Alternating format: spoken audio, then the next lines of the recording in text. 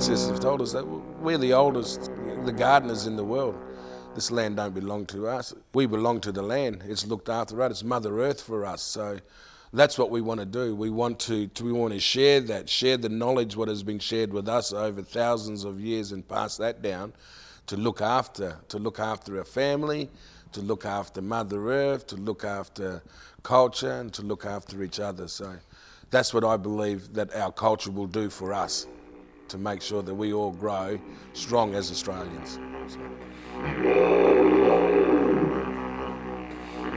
Our culture is very, very important. We're just starting really to realise how important our culture is.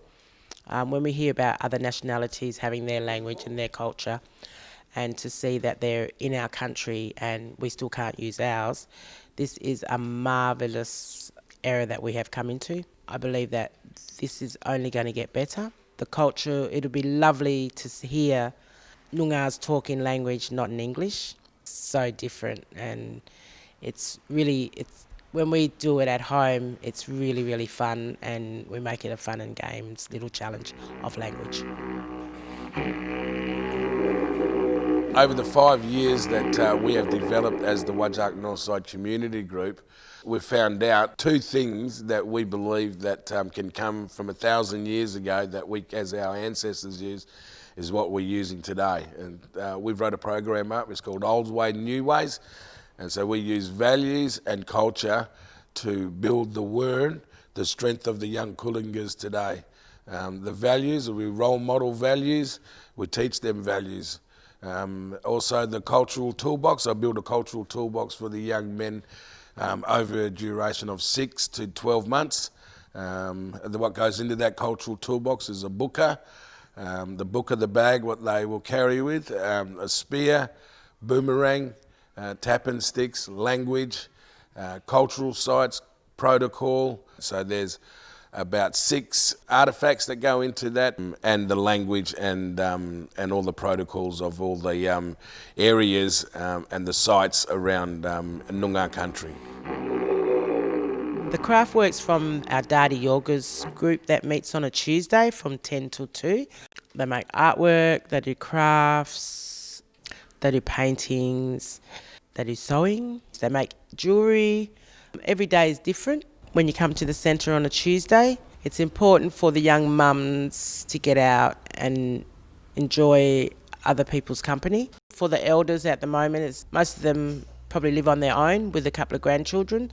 So while the grandchildren are at school, this centre is really good for them, so they can get out on a daily basis and come in and enjoy a cup of tea and other people that are in the centre. We use the elders for just talking and hearing, and they're good listeners. If you've got a problem, come into the centre, there's more than likely there's an elder here that you can have a talk with.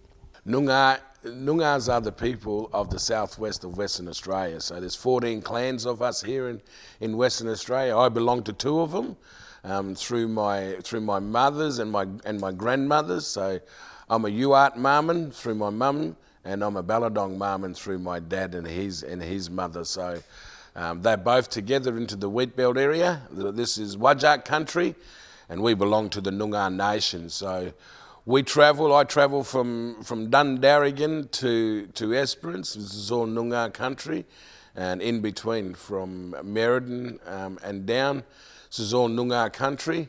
But as time has gone on, then we have Noongar Nyamajis and Noongar Wongais.